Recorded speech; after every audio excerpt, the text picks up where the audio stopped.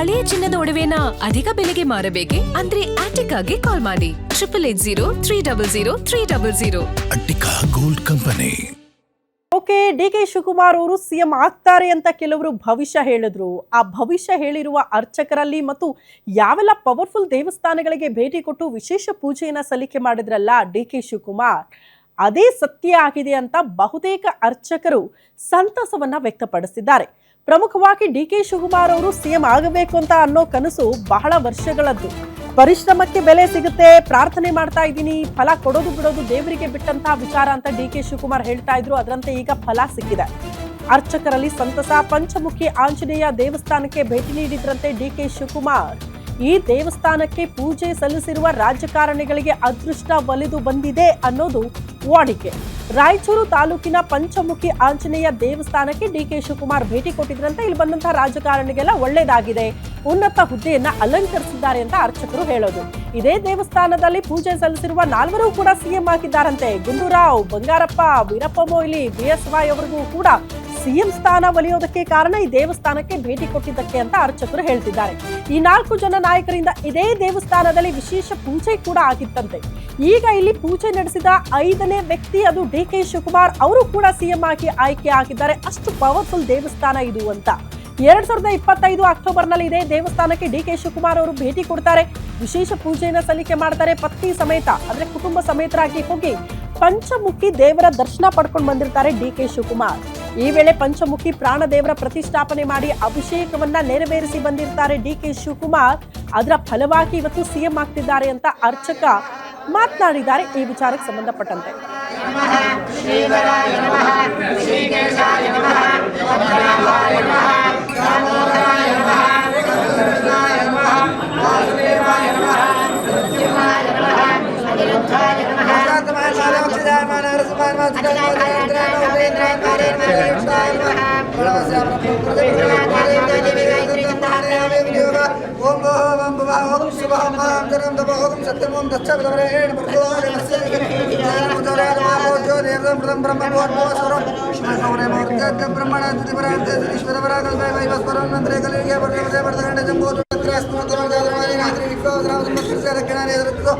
DCM DK. Shivakumar ಅವರು ಏನು ರಾಯಚೂರಿನ ತಾಲೂಕಿನ ಗಾಣದಾಳ ಪಂಚಮುಖಿ ದೇವಸ್ಥಾನದಲ್ಲಿ ಒಂದು ಸಂಕಲ್ಪ ಹೊತ್ತಿದ್ರು ಸಿಎಂ ಆಗ್ಬೇಕನ್ನೋಂತ.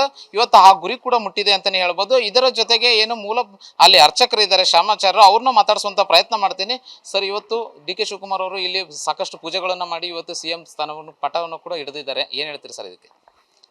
ನೋಡ್ರಿ, ಅವರು ಸಿಎಂ ಆಗ್ಬೇಕಂತ ಮನುಷ್ಯನಲ್ಲಿ ಇರಬಹುದು ಇತ್ತು ಏನ್ರಿ, ಆದರೆ ಅವರು ಸಂಕಲ್ಪ ಸೇವಾ ಪೂಜಾ ಕಾರ್ಯಕ್ರಮ ಇಲ್ಲಿ ಮಾಡಿಸಿದ್ದಾರೆ.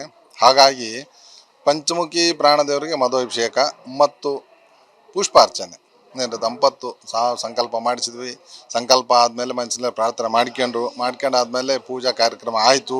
ಪೂಜೆ ಆದಮೇಲೆ ಕೆಲವೇ ತಿಂಗಳಲ್ಲಿ ಅವರು ಇಷ್ಟ ಕಾರ್ಯ ಅದು ಇಲ್ಲಿಗೆ ಬಂದಿದೆ, ಗ್ಯಾರಂಟಿ ಆಯಿತು.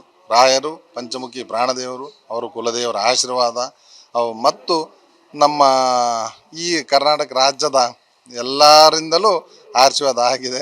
ಅವರು ಚೆನ್ನಾಗಿ ನೋಡ್ಕೊಳ್ಬೇಕಂತ ನಮ್ಮ ಆಸೆ.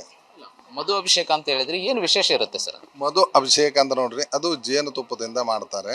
ಅದು 42 ಶ್ಲೋಕ ಬರುತ್ತೆ. ವಾಯುಸ್ತುತಿ ಪುನಶ್ಚರಣೆ ಅಂತೆ. ಪ್ರತಿಯೊಬ್ಬರು ಏನಾದರೂ ಕಷ್ಟ ಇರಲಿ, ಅವರವ್ರ ಇಷ್ಟ ಕಾರ್ಯಗಳು ಅಂದರೆ ಮನೆ ಕಟ್ಟಬೇಕು, ಸಂತಾನ ಬೇಕು ಮತ್ತು ಅವರವ್ರ ಇಷ್ಟ ಕಾರ್ಯಗಳು ಏನಿರುತ್ತೆ ಅದು ನಮ್ಮ ಪಂಚಮುಖಿ ಪ್ರಾಣದೇವರಿಗೆ ಬೇಕಾದಷ್ಟು ಜನ ಭಕ್ತರು ಮಾಡಿಸ್ತಾರೆ. ಅದೇ ರೀತಿ ಇವರ ಮನಸ್ಸಿನಲ್ಲಿದ್ದ ಏನಿದೆ ಆ ಪ್ರಕಾರ ಅವರು ಮಾಡಿಸಿದ್ದಾರೆ. ಅದು ಭಗವಂತ ಅವ್ರಿಗೆ ಕರುಣೆ ತೋರಿಸಿದ್ದಾರೆ. ಇವಾಗ ನೀವೇ ಅವತ್ತು ಸಿಎಂ ಆಗ್ತಾರೆ ಡಿ.ಕೆ. ಶಿವಕುಮಾರ್ ಅಂತೇಳಿ ಒಂದು ಭವಿಷ್ಯವಾಣಿ ಕೂಡ ನುಡಿದಿದ್ರಿ. ಅದೇ ನೀವೇ ಹೇಳಿದ್ರೆ ಅಥವಾ ಅವರು ನಿಮ್ಮ ಮುಂದೆ ಹೇಳ್ಕೊಂಡಿದ್ರ? ಇಲ್ಲ ರೀ, ಅದು ಭಗವಂತ ನುಡಿಸಿದ್ದಾರೆ, ನಾವು ಹೇಳೋದೇನಲ್ಲ.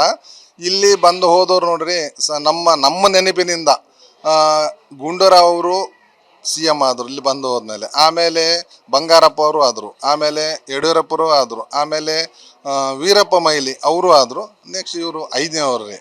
ಇಲ್ಲಿ ಬಂದು ದರ್ಶನ ಮಾಡ್ಕೊಂಡು ಪೂಜೆ ಮಾಡ್ಕೊಂಡು ಹೋದ್ಮೇಲೆ ಇವರು 5ನೇವರು ಡಿ.ಕೆ. ಶಿವಕುಮಾರ್. ಆ ಥರ ಅವ್ರು ಮನಸ್ಸಿನಲ್ಲಿ ಪ್ರಾರ್ಥನೆ ಮಾಡ್ಕೊಂಡಿದ್ದಾರೆ, ಗ್ಯಾರಂಟಿ ಆಯ್ತು.